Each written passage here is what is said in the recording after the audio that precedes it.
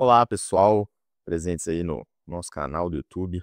Nós vamos conversar hoje sobre um tema muito legal. Peguei até um cafezinho aqui. Não é um tema fácil, é um tema que ele vai falar sobre alguns aspectos um pouco, vamos falar assim, não comuns, tá? Eu falo muito aí para você, meu amigo contador, falo muito para você, meu amigo empresário, principalmente se vocês têm uma característica de ativação. O que é um empresário que tem uma característica de ativação?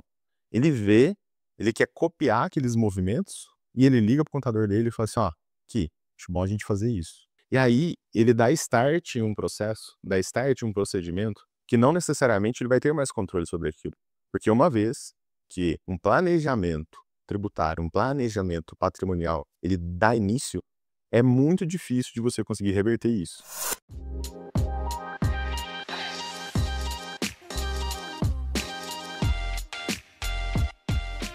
Por que você está falando isso, Marcos? Porque eu queria trazer o tema de hoje, que é holding não é e nunca foi um CNPJ. Holding é comportamento. Como assim, Marcos? Como que holding é comportamento, não é CNPJ? Eu tenho ali sim um KNAI de holding, tanto para holding de participações quanto para uma holding patrimonial.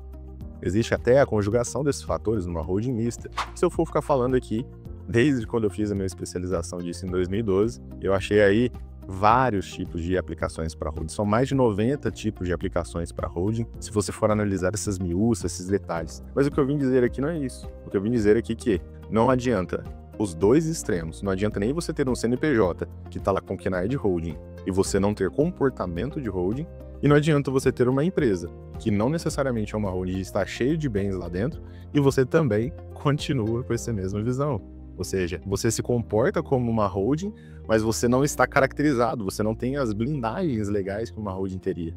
Então, é muito comum, né, um empresário ao longo da vida, principalmente o imóvel da empresa, os ativos da empresa, todos eles estarem concentrados no CNPJ. Você acredita que isso, estando movimentando, sendo atualizado, tendo toda essa estrutura de proteção, ele podia muito bem ser chamado de uma holding? Entretanto, o propósito de uma holding é fazer o quê? Uma separação patrimonial. Tirar o joio do trigo. Mas aonde está o joio aí, Marcos? Isso é o meu negócio. Tudo bem, mas o seu negócio tem riscos. O seu negócio tem riscos trabalhistas, bancários, cíveis, tributários. Tudo isso não são riscos que você planejou, são riscos que podem acontecer. Pode ou não acontecer uma crise financeira na sua empresa, que vai levar você a escolher entre quem vai pagar primeiro. Se vai ser a sua folha de pagamento ou se vai ser os seus fornecedores. Pode ou não acontecer um acidente de trabalho dentro do seu negócio, aonde você não previu e não provisionou um erro fatal no seu negócio. Uma pessoa perder um membro, a pessoa simplesmente estar envolvida num acidente de trânsito. Ah, Marcos, mas não sou uma indústria, eu sou um salão de cabeleireiro. Tá bom, mas seus funcionários estão registrados? Ou tá tudo em MEI, pejotizado, existe a questão da presunção de vínculo, algum acidente no percurso do trabalho, que inclusive vai responsabilizar você, e principalmente, todas as pessoas falam assim, não, isso aqui na minha empresa jamais aconteceu, eu estou há 10, 15 anos sem ter um problema trabalhista. Parabéns para você, porque você conseguiu até então gerenciar o relacionamento entre você e o seu funcionário. As novas gerações que vêm aqui, e quando esse funcionário eventualmente não estiver aqui, pode ser que os direitos dele estejam subrogados para a família. E a família, então, passando necessidades, ela resolve acionar a justiça. Então não tem como você dimensionar os riscos que uma empresa... Na verdade, se todo empresário fizesse uma lista com tudo quanto é tipo de risco que ele poderia ter, ele simplesmente não iria entrar nesse momento de empresariado, porque são praticamente todos os fatores contra ele. E aí, por que eu tô falando nessa questão de comportamento? Porque a holding não é simplesmente fazer uma separação de bens. Eu tenho que ter um acordo societário para os meus sucessores, meus herdeiros. Eu tenho que entender como que eu faço a atualização disso, as receitas provenientes disso. Inclusive, existe um entendimento, vou abrir um paralelo aqui, comentando sobre a tributação de imóvel próprio. É isso mesmo. Você ter uma presunção de economia, porque você não paga aluguel, e isso seria integralizado ao seu montante de renda, e você então pagaria uma espécie de imposto por ter uma casa própria. Nós temos vários absurdos sendo comentados, principalmente com essa reforma tributária agora, que vai abrir um palco para grandes mudanças, que num cenário normal não existiria. E aí eu quero renovar esse compromisso com você. Eu não tô aqui criando pelo em ovo, querendo trazer uma situação que não existe, ou apenas tentando vender meu peixe. É óbvio que eu tenho interesse em ter você, um empresário, que tem essa consciência que o Brasil é desafiador para aquelas pessoas que são amadoras. Eu quero você comigo. Agora, aquele empresário que vai ver esse vídeo e não vai olhar isso como, eu preciso desenvolver, eu preciso me mexer para que, se eventualmente aconteça o risco, ou se ele já está acontecendo, eu seja o menos impactado possível. E eu nem entrei nas dívidas tributárias. Eu nem entrei nas dívidas com fornecedores, bancos.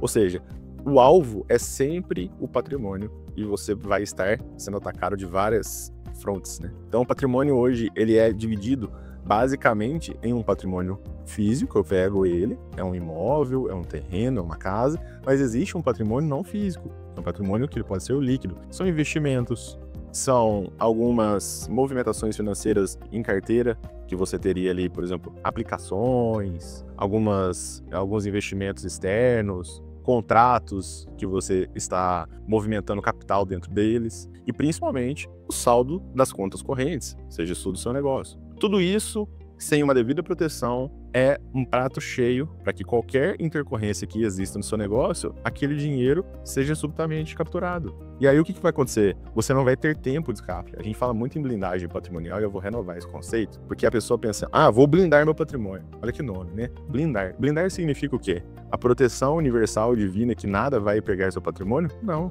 As pessoas querem comprar resultado, querem comprar garantias perfeitas. Isso não existe. Mas o que existe? Existe uma dificuldade em acessar aquele patrimônio que estimula as partes a transigirem, fazerem acordos, o que vai gerar tempo para você tomar outras medidas. E não apenas a movimentação patrimonial é uma medida de proteção patrimonial. Existem diversas medidas, porque as pessoas às vezes falam assim, então vou fazer uma holding, vou botar meu patrimônio ali, gravar as cláusulas, fazer o contrato social, fazer os contratos parasociais e acabou. Não acabou.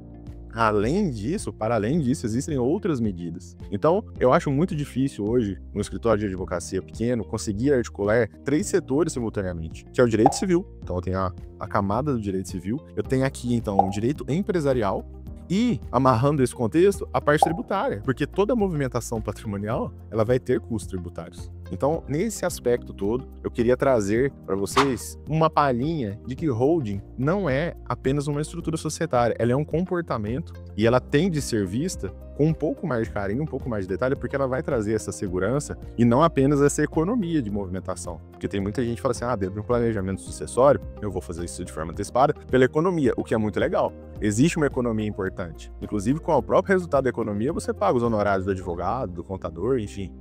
Você consegue fazer essa movimentação. Agora, no outro passo é o quê? Existe a segurança jurídica. Tudo que está sendo desenvolvido, tudo que está sendo falado aqui, se não houver uma segurança jurídica sobre essa movimentação, você vai ter algo artificial, algo que ele foi feito sem as devidas cautelas, as devidas proteções, e no momento que o problema vier, e possivelmente ele virá, tendo em vista que nós moramos num país chamado Brasil, o país das intercorrências, então você não vai estar ali efetivamente protegido.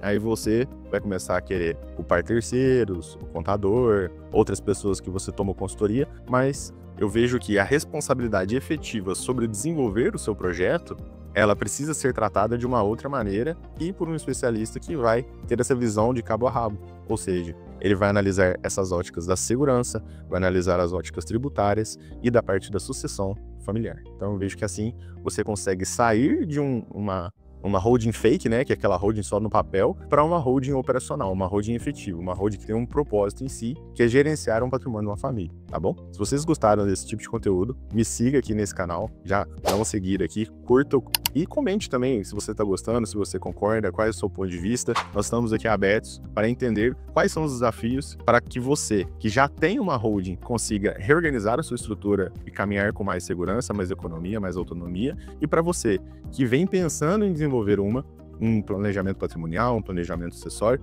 que você consiga dar o start disso de vez, já da maneira correta, para que isso seja feito da maneira mais sutil possível, para que você consiga acompanhar essas etapas e decidir para onde o seu patrimônio vai. Muito obrigado.